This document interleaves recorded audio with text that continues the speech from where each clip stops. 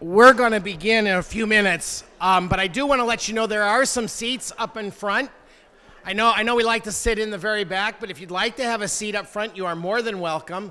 Also want to let you know that we have some additional seats over in Quail Run. We're going to live stream this event from here over to Quail Run. So if anybody would like to sit over there where it'd be more comfortable, you are more than welcome to do that as well. If you'd like to stand in the back, you are also welcome to do whatever your heart desires. We're here to serve you. So we'll start in just a couple minutes.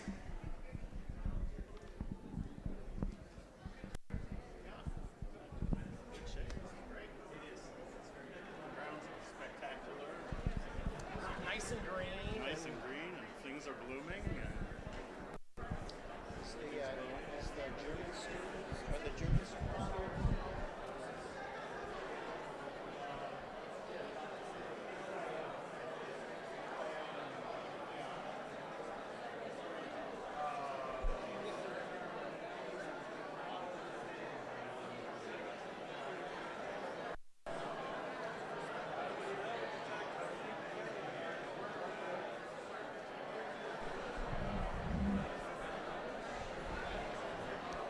Testing, 1, 2, 3. If you would please be so kind to silence your cell phones, or we will be glad to receive an offering of $25 for each cell phone that goes off this afternoon. We would love to have your cell phone go off, but if you don't want to pay, please silence it now.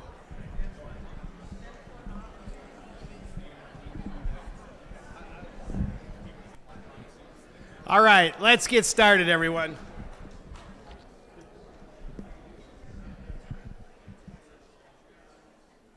Many of you here I already know personally, but I'm sure there are some folks that we've not had an opportunity to meet.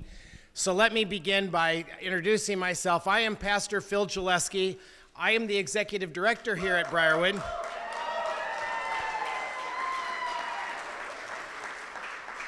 And I want you to know, and there might be tears with this, but I really am excited to welcome you to the Strength Leadership Center at Briarwood Retreat Center. So welcome, everybody.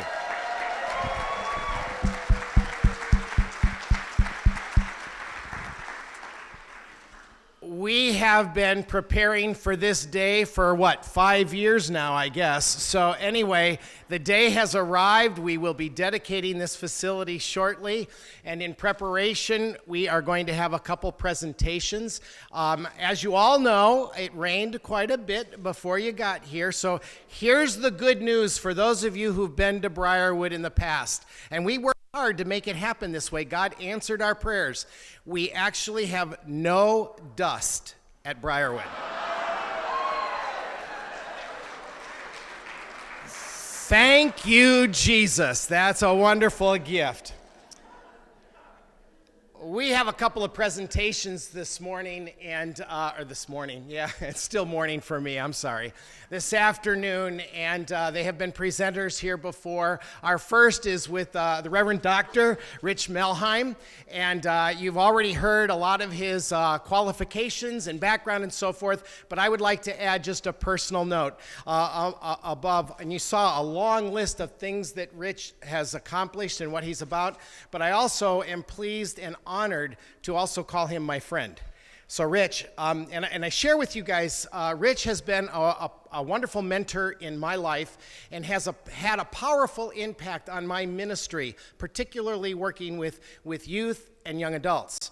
But I will say this, I really truly wish I had met you earlier, Rich, because if I would have learned the things that I have learned when my children were young, I would have been a better father.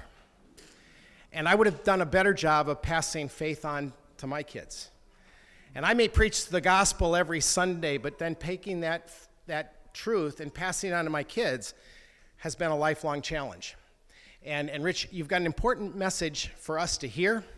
I want you to know how much I appreciate all that you've done. I'm grateful that you are here to be part of this wonderful dedication and celebration. And so I thank you for coming. And without any more, I want to introduce to you again, Reverend Dr. Rich Melhiem.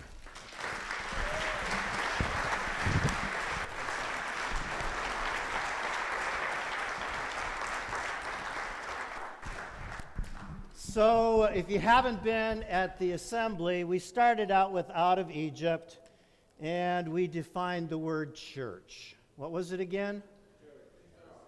Kyrie oikos, house of the Lord.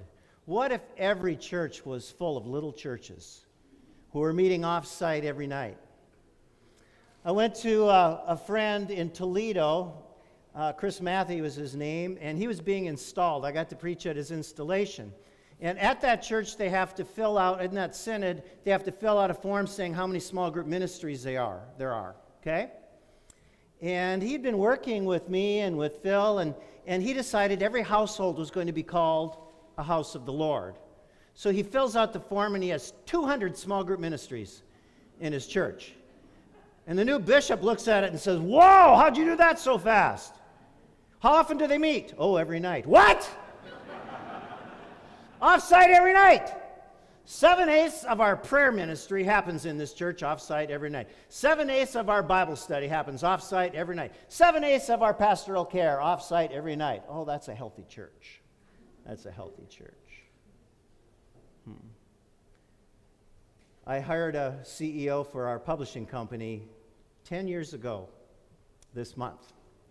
And Brad had been selling canned chicken in marketing, and then he was with mentholatum deep heating, and then he sold Fisher-Price toys, and he had to figure out how to make $3 worth of plastic look like $30 worth of toys.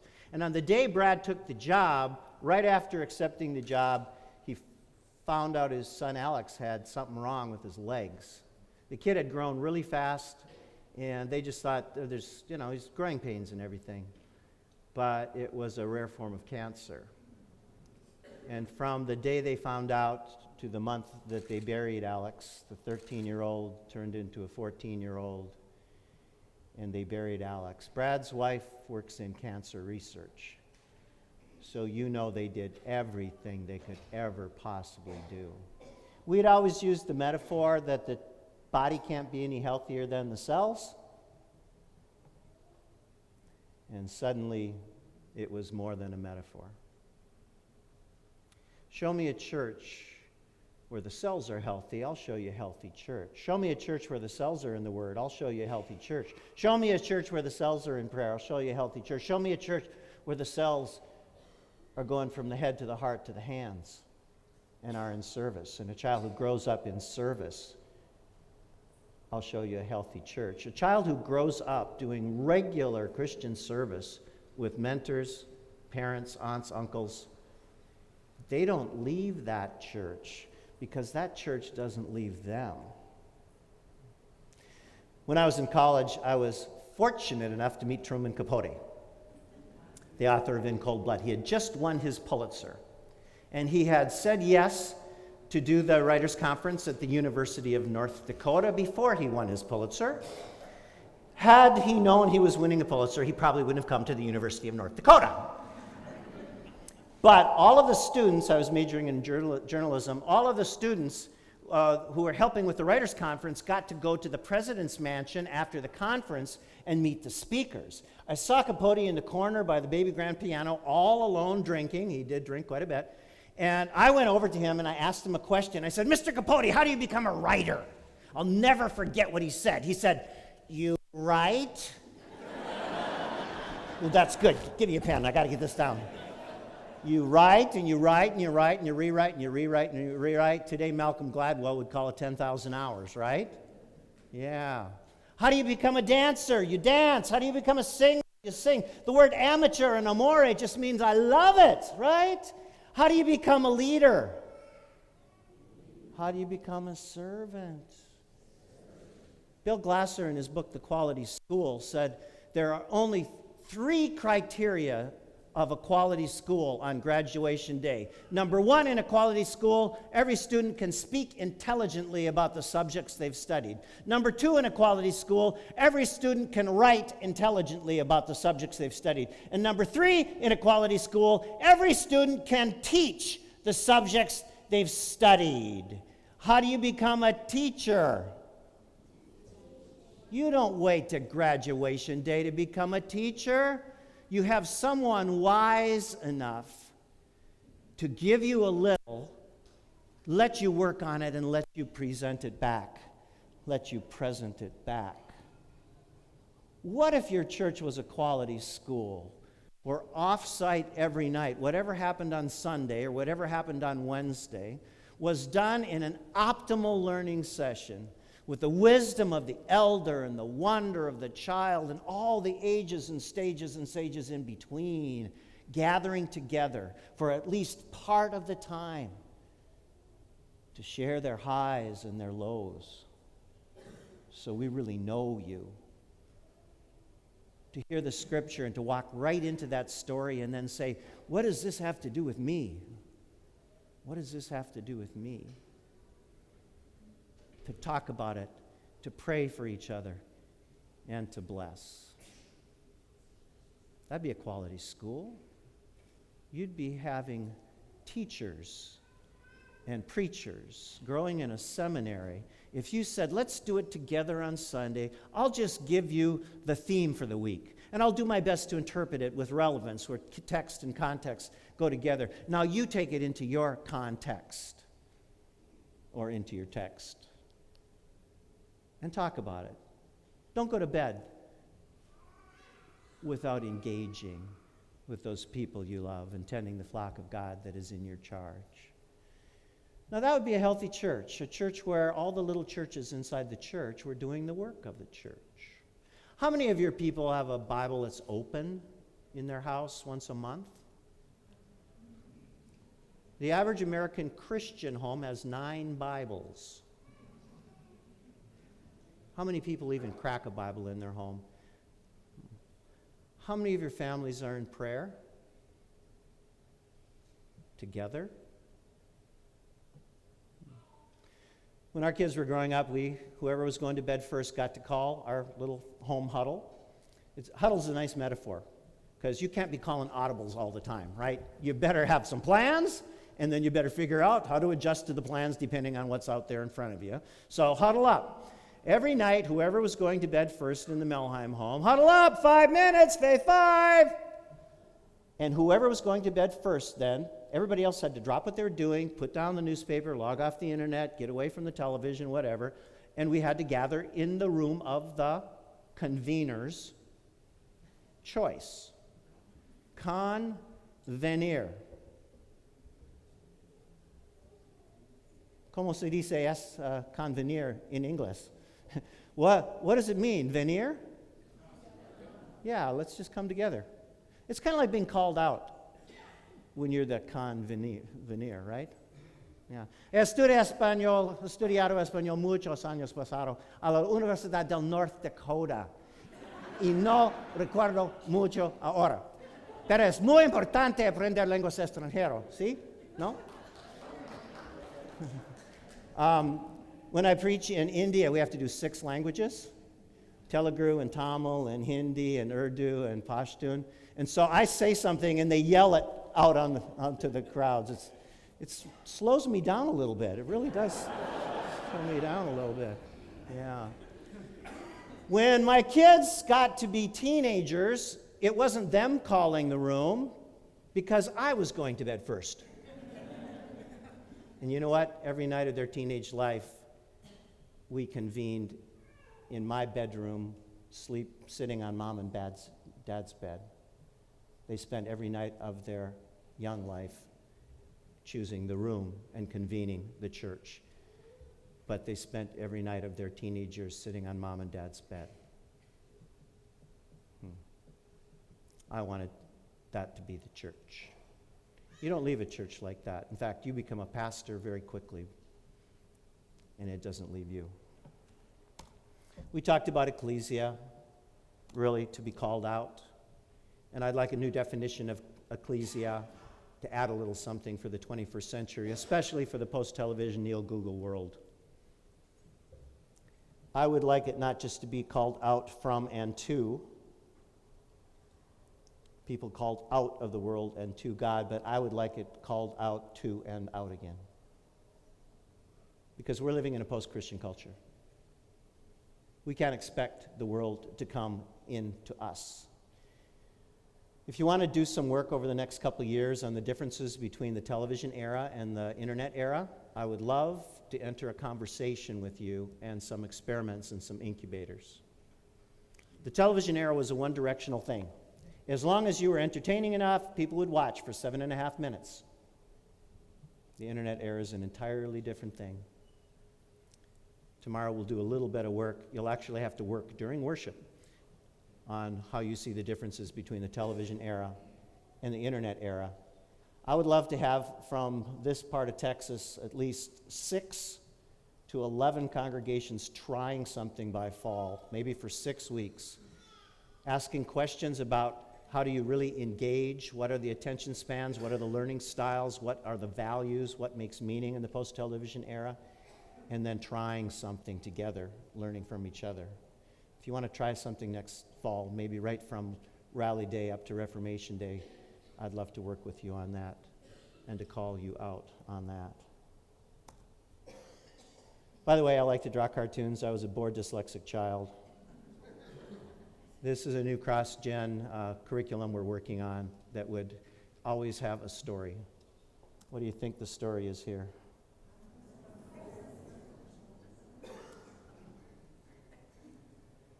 Best education in the world, by the way. I'm working on an incubator project right now, and we're in India. We're 1.5 years into a 3-year project using brain-based learning on arts-based platforms, which is all music, all dance, all art, and all theater. Taking 3, 4, and 5-year-olds, some who grow up on the street, some of the girls from the orphanage 200 feet away from the room we have. Actually, we were outside most of the time. And if you want to look at richlearning.com, you can see 3.5-year-olds teaching 4-year-olds how to spell apple, banana, carrot, date, when 4 weeks earlier they couldn't recognize an English letter. richlearning.com. We just were asked to come to Ethiopia. I'll be there in June to try to see if we can start a 3-year incubator there. And we were just asked to go to Egypt. And the city that wants to launch it is Alexandria, which had the best library in the world. And the people who are interested there would love Alexandria to have a renaissance. Moses got the best education in the world. Yeah, he was prepared before he was called out. And of course, as a teenager, we all get in a little trouble. And then, yes, Moses, drawn out, called out. As David says, I will be what I will be. You want my name? Yeah, right. I can be anything I want to be for you and with you. So he was prepared. He had his training, and he goes in front of the power of the world and says, by the way, you're letting your slaves grow. I'm going to ruin your economy, and we're going out. Yeah, right. That takes a lot of guts, right? That takes a lot of guts. He knew how the court worked. If you're going to be a revolutionary, you better know what you're up against. You better know the inside and the outside, and how to get the outside in and the inside out. What are you up against if you want to transform and reform and rejuvenate worship, education, faith formation? You better know what you're up against. Yep. By the way, I just saw a frog out there. Yep. Yep. I did my DMin with Dr. Leonard Sweet, and one of the most interesting pieces of doing semiotics, which is the field of symbols and meaning, why does anything mean anything, was his talk on how the Bible is really one amazing story when you start looking into it. So the first time we see the Spirit of God forming the clay, and before that, it's everything out of nothing. So it goes from bara to yaser, right? Bara, there's nothing and there's everything. And then muddied. We get the hands muddied. And jump way ahead, we get the hands bloodied. Do you notice when Jesus appears to the disciples, he still has his wounds? Do you notice in the book of Revelation, he's still got his wounds? those precious wounds, muddied and bloodied, and all washed up. No, not all washed up. Do you notice the first time we kind of picture God's walking through the garden in the cool of the breeze, right? Who does Mary think Jesus is on resurrection morning? The gardener. God's the gardener, and God's the gardener. Jesus goes into Jerusalem on what we call Palm Sunday. And up above the hillside of Bethlehem in Hebrew, house of bread, in Aramaic, house of meat. You know why? Because that's where they raise the spring lambs. You know why? Because the spring lambs have to come into the city of Jerusalem, where there are how many thousand people waiting for Passover? Jesus rides in on the day that all the spring lambs are coming into town. Do you know that? Tell the whole congregation of Israel they are to take a lamb. Your lamb, this is important. Your lamb shall be without blemish. You shall slaughter it at twilight. Take some of the blood, put it on the lintels, on the doorposts of the houses. Thus said the Lord, after midnight I will go out. Every firstborn in the land will die. There will be a great cry, such as there's never been, and there'll never be again. The central saving act of Israel comes with the blood of the lamb, your lamb. Now, this is difficult if you're a very literal Pharisee, because if you're living in a nomadic tribe, no trouble getting a lamb. If you're a city dweller, you don't own a lamb. You have to own a lamb legally for 3 or 4 days in order for it to be your lamb. So what day all the spring lambs come into Jerusalem? Sunday. Don't picture Jesus riding on a donkey with crowds throwing branches. Picture 40,000 lambs coming into every gate in Jerusalem as the Lamb of God. Talk about symbolism. Yeah. You couldn't write this. You couldn't plan this. Hollywood couldn't figure this out. Maybe the Bible is one amazing whole. I'll give you a 2-minute on semiotics. I didn't know what it was. I was already doing a doctorate and didn't even know what it was. It's about symbols and signs and meaning. If I say math, what do you say? If I say English letter, what do you say? If I say hugs and? If I say math, what do you say? If I say English letter, what do you say? If I say Mandarin number, what do you say? You say, well, Buja Dao. I do not know. This is the number 10. What are you, an idiot? You're supposed to be an adult. This is the number 10. Well, 会说一点普通话，我说的不好，I don't understand very well. But what I do know is if I don't have a frame of reference, this doesn't mean it. It means nothing. It's just 2 scratches. If I have a frame of reference, if I know the words around it, if I know the concepts around it, then I can know it. Why is it that you can't define a word unless you use other words? You can't tell me the definition of a word without using other words. Does a word mean anything without its surroundings? Does a symbol mean anything without its surroundings? I marked my children with the cross of the Christ every night of their life, and when they come home for Christmas and Easter, and they get a mark of the cross, and even when they have to lean over on Dad. This symbol means I would die for you, and I wanted my children to be marked with the mark that told them, right here, I would die for you every night of their life. You know what's right on the other side of this? The prefrontal cortex, the adult judgment center, which isn't fully wired unless you're 25 as a female, 26 or 27 or 40 as a male. The first thing to wire in the human brain as the child enters puberty is the back of the brain, all of the muscular things. And they look like an adult, but they're not going to be an adult until the same year their car insurance rates go down. Don't these insurance companies like children? They're ageist. No, they're realists.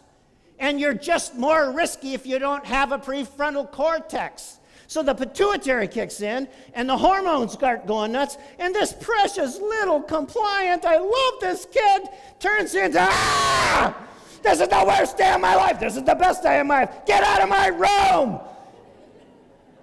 What happened?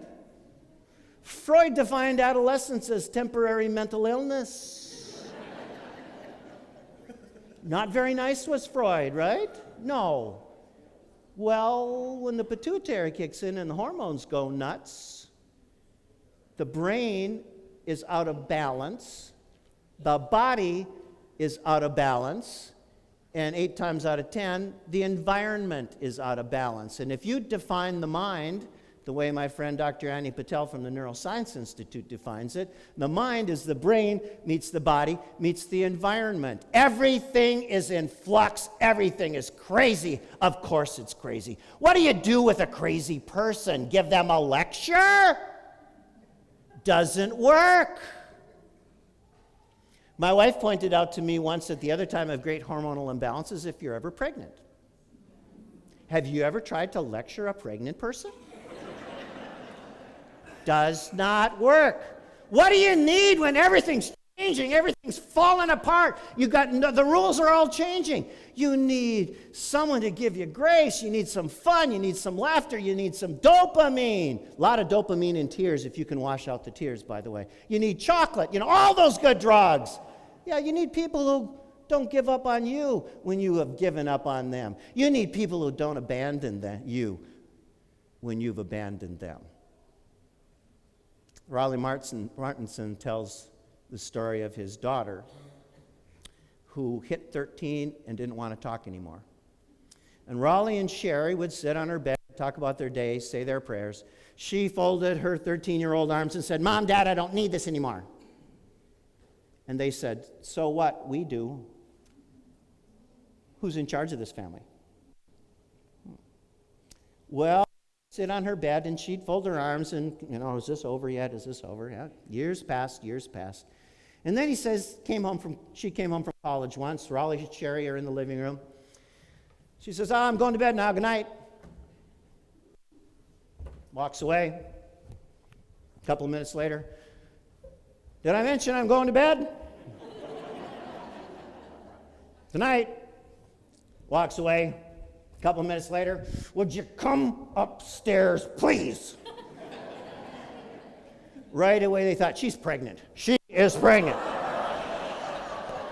Our daughter wants to talk to us. There's something going on here, And she said something like this, "Mom, Dad, do you remember all those great talks we had when I was in high school?" What did she remember? They didn't give up on her when she had given up on them. Love doesn't abandon. And yet in America today, the first time a teenager says, "Get out of my face! Get out of my faith!" Oh, okay. Yeah. Who's the adult here? If your kid says, "I don't want my measles, mumps, and rubella shot," okay, I don't want to force this on you because I don't want you growing up hating medicine. No! You're the adult. You've got a fully developed prefrontal cortex. You know what they need. If they say, "Oh, I don't want to go to school anymore," no! You're going to school. You're the adult. You've got a fully developed prefrontal cortex. You know what they need. "I don't want to go to church anymore." Oh.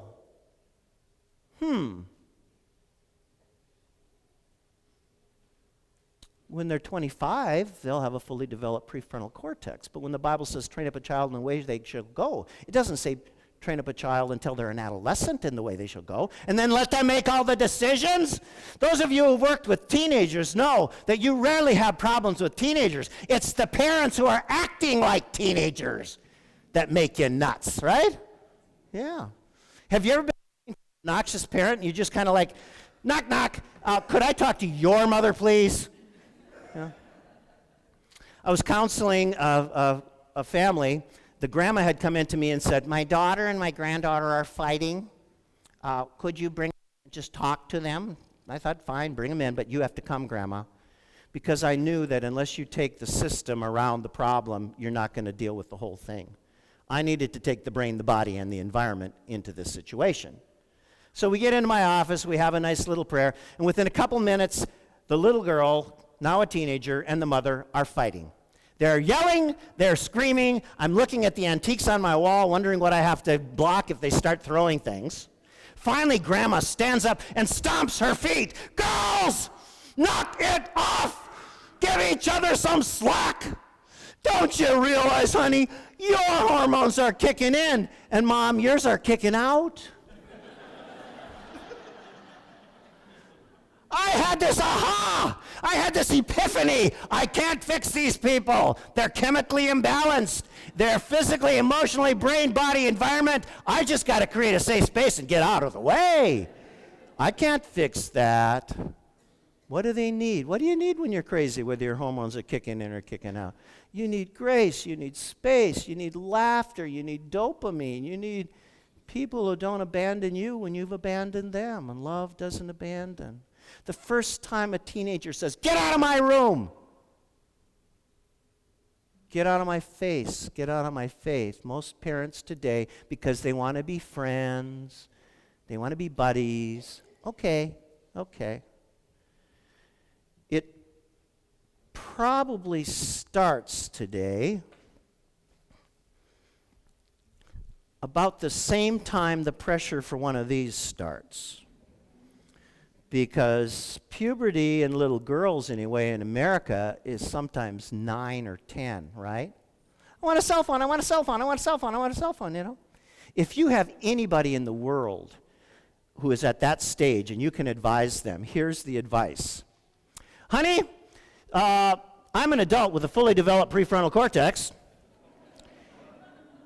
And you know what? I'm thinking there would be some value of you having the access to a phone, say from 8 in the morning to 8 at night. But you know what? These cost a lot of money, and you have to pay for them every month, and you don't have that money, so let's talk about that when you're 25. Or paying your own bills, unless you'd like to play Let's Make a Deal.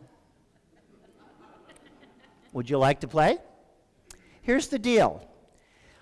I might buy myself a second phone that I will own. I just might allow you, if you're responsible, to use this phone from 8 o'clock in the morning until 8 o'clock at night. But it's my phone. I bought it. I paid for it. Remember the golden rule. She who has the gold makes the rule.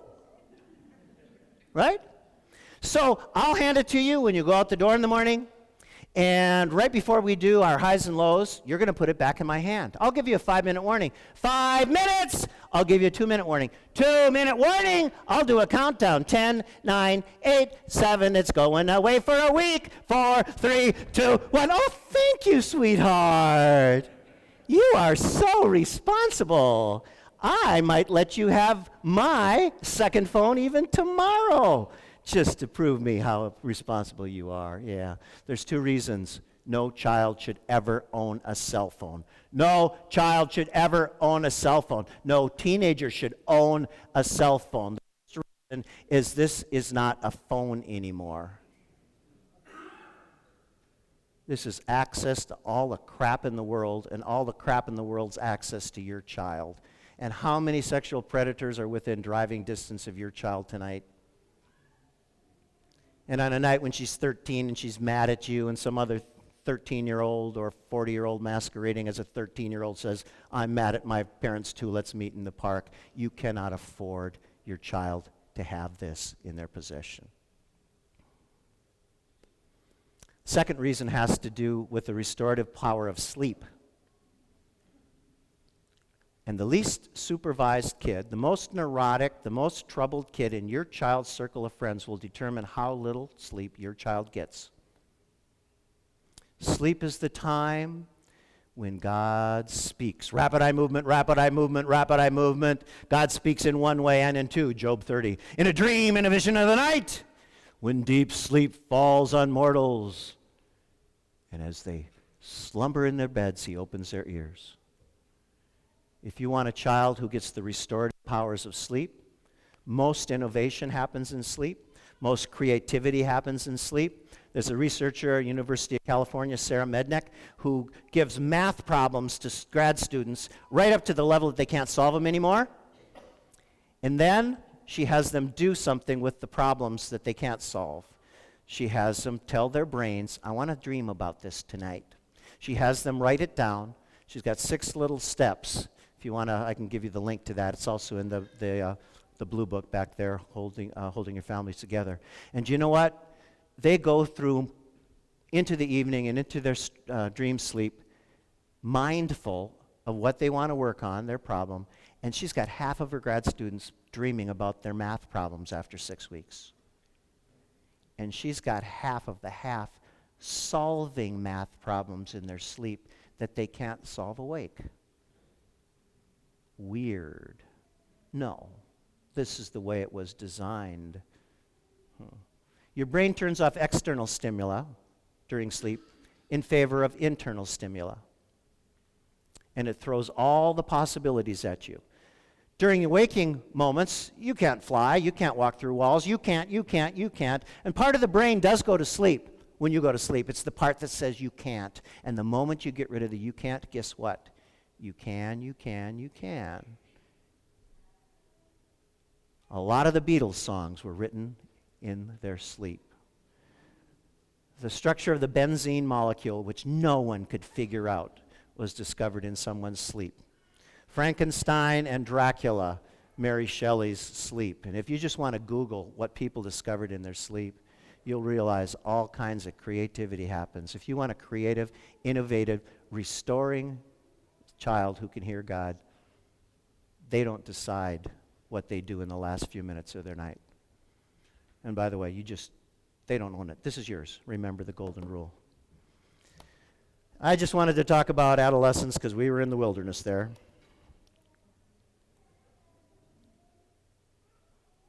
This is part of a new curriculum that will be out in a year that's built for cross-gen conversations at church. We talked about pastor, shepherd, the pastoral symphonies, sheep may safely graze, right? We talked about, where's Greg? Greg, where are you? The name means the watcher. And what if, every night in every home, they don't decide if they're going to church? The church at its most elemental level will meet every night. And you'll be awake for that. Text used to be a noun, today it's a verb. Used to be something you had to study in multiple languages, multiple tenses, 6 tenses in Greek. My favorite Greek word is amenewo-newo-men. We had remembered the pluperfect or whatever of remember. Yeah. It used to be something that you had to study for years. Now you're the expert, right? You're the expert. Now I'll go to you if I need to know this today. All the information is available to them. And they'll never care how much you know, says Young Life, until they know how much you care. Today, text is a relationship. And if you don't care about me, I don't care about anything you say. I don't care about the letters on your wall. It means nothing to me. Do I mean something to you? Then show me. The real currency today is not money. You can always make more money. You'll never make more time. Time is a currency. Why should I spend time with you? I tell parents, I don't want you to ever spend any time with your children. Invest! They'll have a vested interest, and that invest, do something meaningful. Text, a noun. Yep, get out of here. You made a convincing argument with all your plagues. And then, of course, let's take the golden go. And then, of course, what did you do? Let the slaves go free? Who's going to ruin? You're ruining my economy. Forget it. Go get them, boys. Attack, attack, bring them all back. Attack, attack, bring them all back. Attack, attack. Okay, Moses, we were better off in Egypt. We were going to die out here. Complain, complain, complain. You're acting like a bunch of adolescents. Has not God saved you with an outstretched arm? Yes, I will sing to the Lord, for he has triumphed gloriously. The horse and the rider he's thrown into the sea. Oh, Moses, we're starving. We're better off in Egypt. What is this white stuff? It's what it is. Manna, right? Ma-na. What is it? What is it? Yes. No, what is it? God's got the best sense of humor anywhere. What is it? It's what it is. Oh, my Lord. Up the mountain we go to worship. The word worship is the Old English word for the vehicle that brings worth to God. It's a ship that brings worth. Interesting. What if you turned off the television, logged off the internet, set the cell phone in the refrigerator, and convened a little vehicle that brought worth to God off-site every night? Why wouldn't you have worship every night? Why wouldn't you when you lie down and when you rise? That's when Moses said we should keep these words, right? Keep these words I command you today in your heart. Recite them to your. Talk about them when you're home and when you're away. When you lie down and when you rise. Bind them as a sign on your hand. Fix them as an emblem. Now, you just got to think about this. God says, put it right here. Moses, put it right here.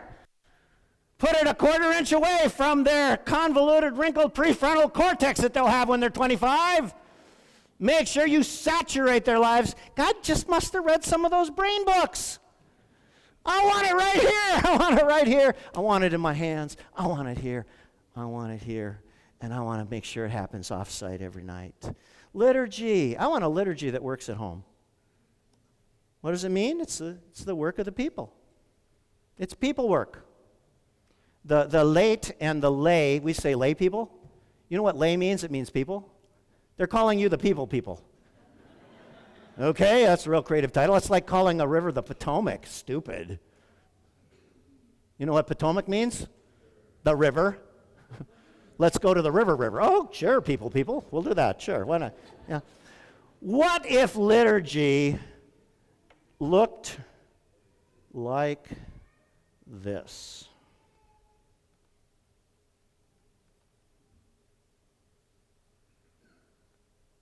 This is one of my research sites for my doctorate. I went for 6 weeks to 6 cities. I asked churches, give me 6 to 11 families. I didn't want 12. Jesus had 12. That was one too many. Okay, so I asked them to convene a congregation with a pastor every night for 6 weeks. If they were going to be involved in the experiment, they had to do this. And at the end of 6 weeks, we went back and we shot a little video of a worship liturgy with a 3-year-old and a 5-year-old. I was 6 and in first grade at Trinity. And we're going to do our Faith 5.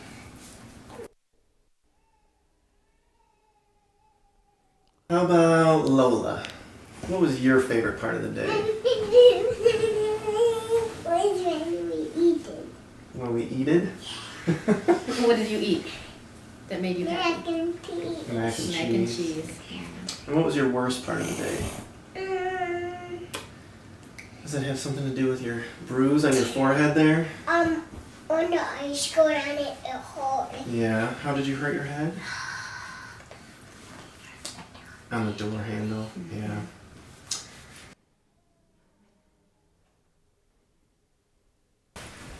Zoe, can you tell us what the Bible verse is without looking? Faith is being sure of what we hope for and certain of what we do not see.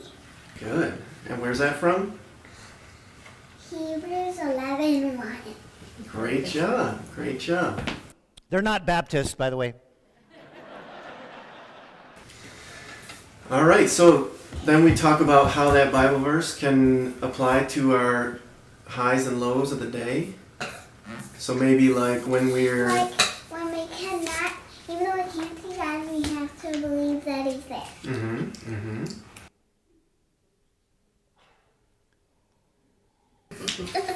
Come and sit down so we can say prayer, okay? You ready? Dear Jesus, thank you for this day. Thank you for all the great things that happened today. And please be with us during the tough parts of our day. Help me and Zoe and Lola as we deal with our colds, and help Mommy as her wrist heals. And Lord, help us to be hopeful for things to come, for heaven, to be with you, and help us to believe in you even though we can't see you. In Jesus' name, amen. Amen. And then, God bless Zoe. God God bless you. bless you. God bless you. No, I need God bless you. God bless you. God bless you. You can't smooch over here with my boo. Okay, we won't smooch your boo-boo. Thank God bless you. One of the ways that we knew that the Faith 5 was working early on was we had gone through, I think it was the first Bible verse, where it was be strong and courageous, do not be terrified. And the girls had gone to bed one night, and Zoe was having a little trouble falling asleep. She was a little scared. She might have been crying a little bit.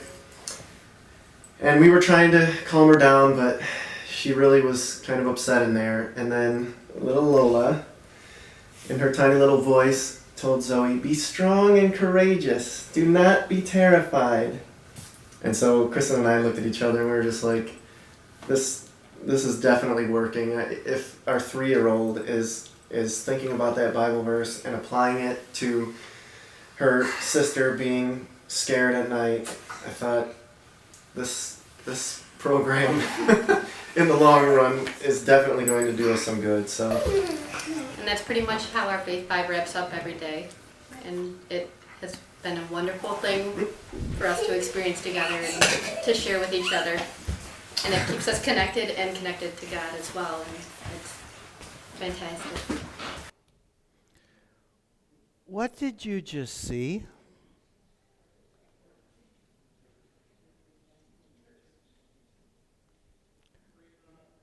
Free drugs.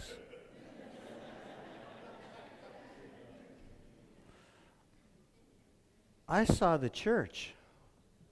I saw a pastor. I saw a congregation. I saw a convener. I saw worship, a vehicle that brought worth to God. You don't leave that church, and it doesn't leave you. I saw a house of the Lord. Not a single kid in your church has to leave the church.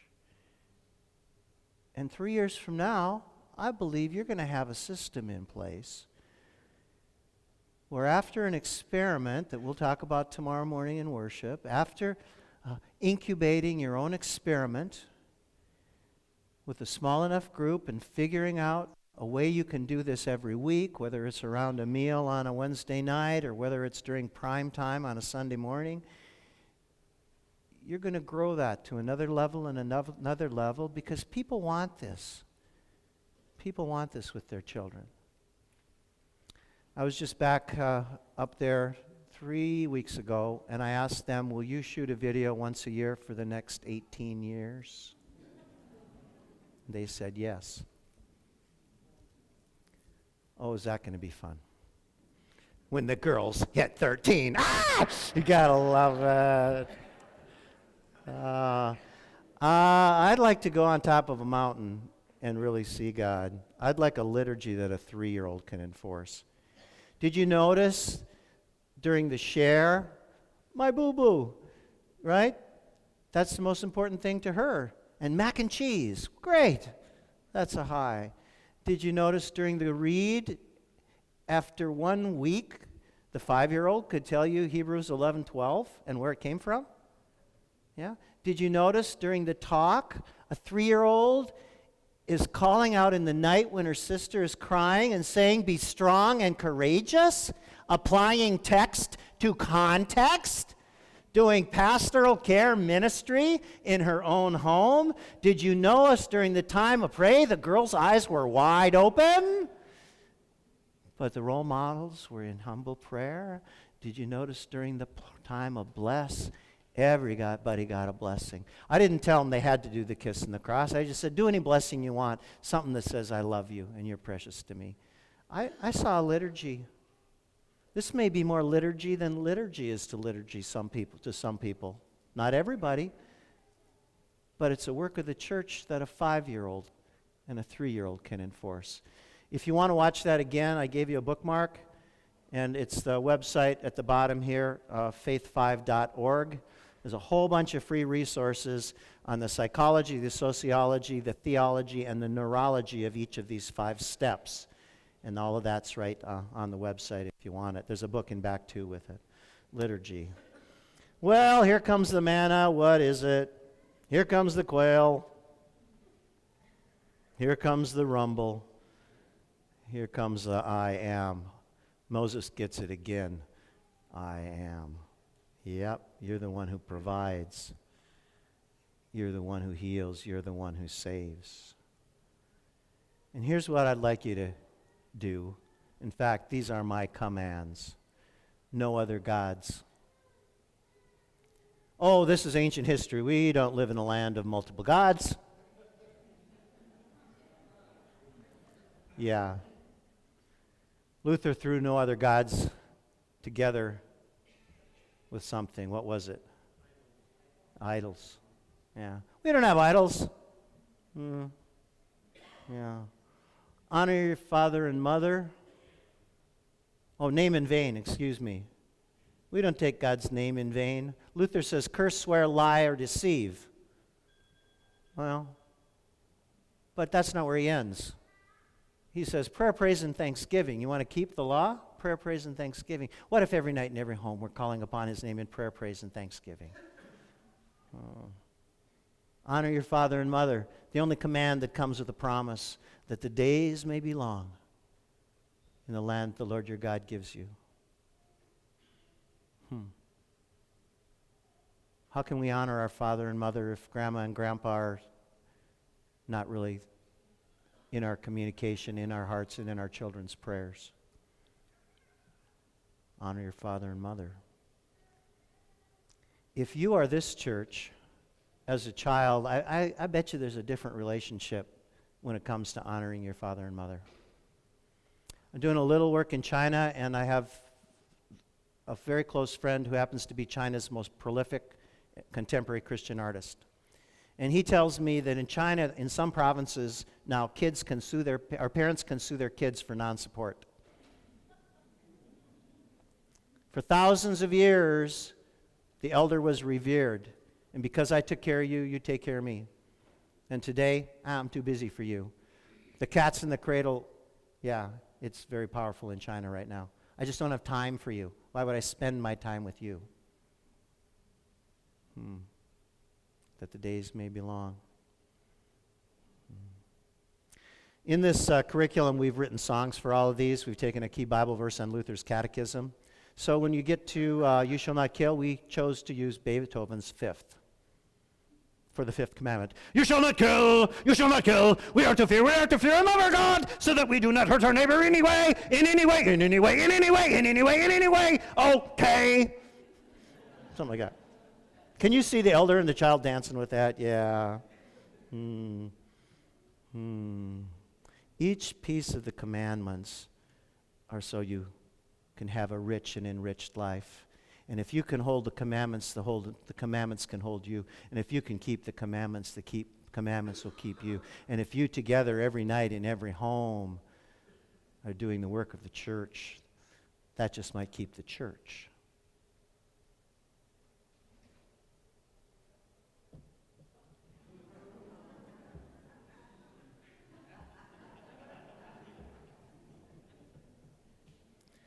Yeah, we got a great future, don't we?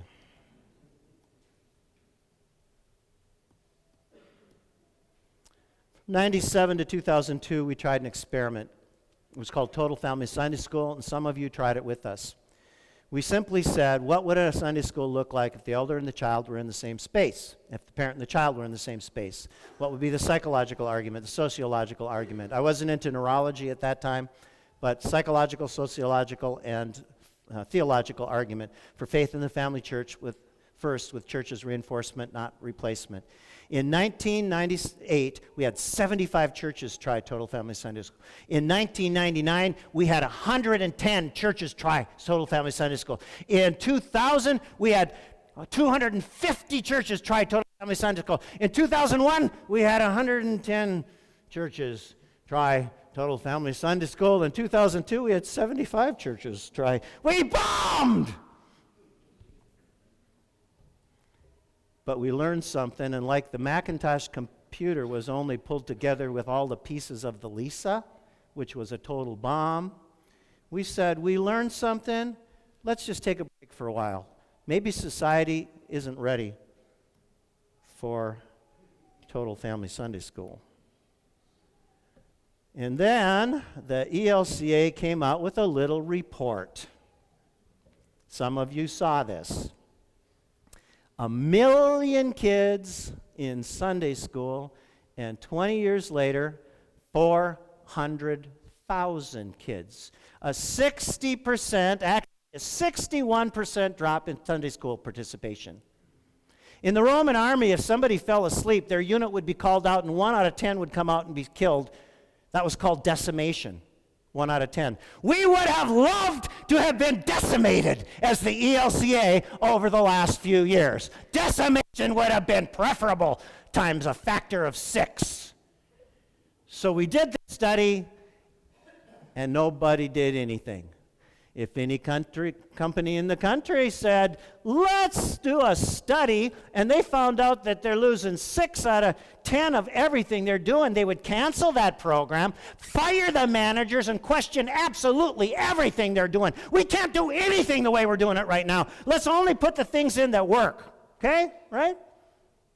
But nobody did anything. So we said, let's have a think tank. We actually call them think tanks, faith incubator tanks. And let's just see if we can gather some people together to be proactive instead of reactive and ask some questions. And so, yeah, we're going to ask some questions. We went out to Colorado. We got 12 churches. And we said, 2 years from now, you're keynoting a conference and writing a case study on what you tried. There's nothing like knowing you have to write a chapter in a book and lead a case study on something to make you actually try. Yeah.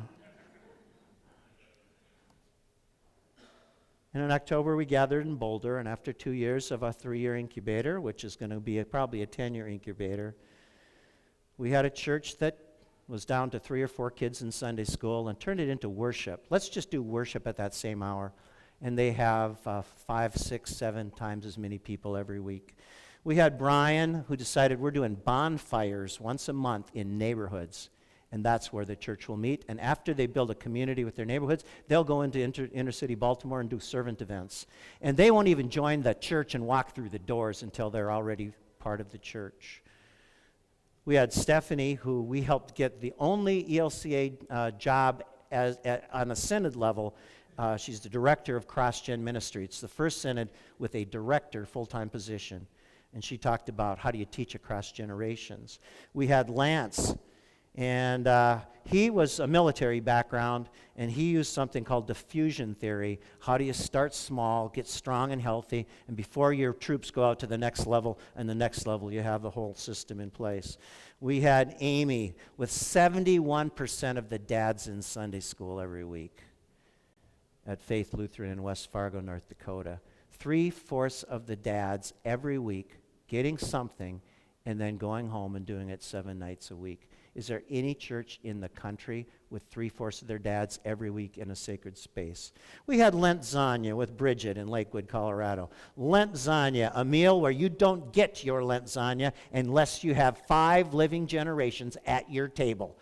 So here's a table with young families. The first old person that walks in the door, be with us, no, be with us, be with us, be with us. They value their elders. We had some Pancoasts, the child of, Elliot, the Bishop of Brenham, talking about having worship that starts with highs and lows and then goes into the Word and then has time for preaching and talking and then has prayers where the prayers of the people actually come from the people. and then has blessing and sacrament. We had Jennifer, amazing teacher, one of the most amazing teachers I know. We had Steve, who tried and really bombed and then tried again. We had Mary and Heather, and how do you make that story jump, pop, and stick? We had Chad and Allie, and they are on an interim waiting for a new senior pastor, and they decided we're going to try to infuse cross-gen in every single ministry of the church. So they had a cross-gen orchestra, and they had a cross-gen flower planting group, and every group suddenly became cross-gen in the church. We had Scott. How do you live between the gaps? Scott's got 16-year-olds bonding with 80-year-olds in the nursing home. We had a little book release party with their case studies. And tomorrow, as we see that Moses can't go into Egypt, we'll see what Moses gave them so that Joshua could be strong and courageous. And we'll see if we can't incubate an experiment in your church where Sunday school is simply the beginning. Whether you call it Sunday school, whether you call it worship, whether you call it Lent Zania, there will be a significant family oikos meeting on site once a week, every week in church, and every night in every home.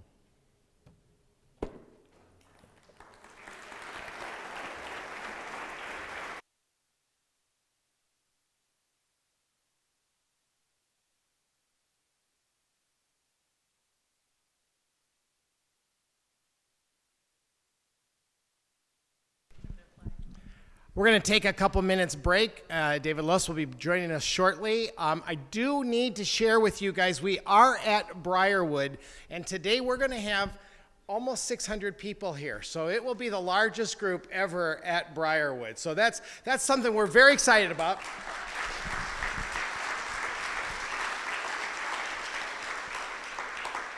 Now, here's the reality when you come out to camp, all right? Remember, we are at camp, and once in a while, the toilets can't handle a load of 600 people. So we have brought in some high-dollar, high-quality portable restrooms with air conditioning, and they really will help us. So 600 flushes could overwhelm our system, and we don't want that to happen. So if you would be so kind, they are right out there on the white trailer.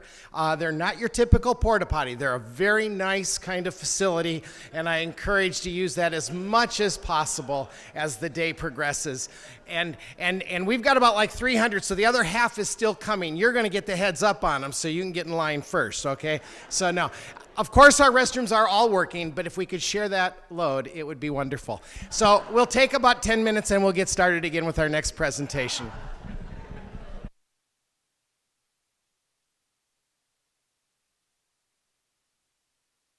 Sure we're good? Yeah. Oh. Okay. Well, the problem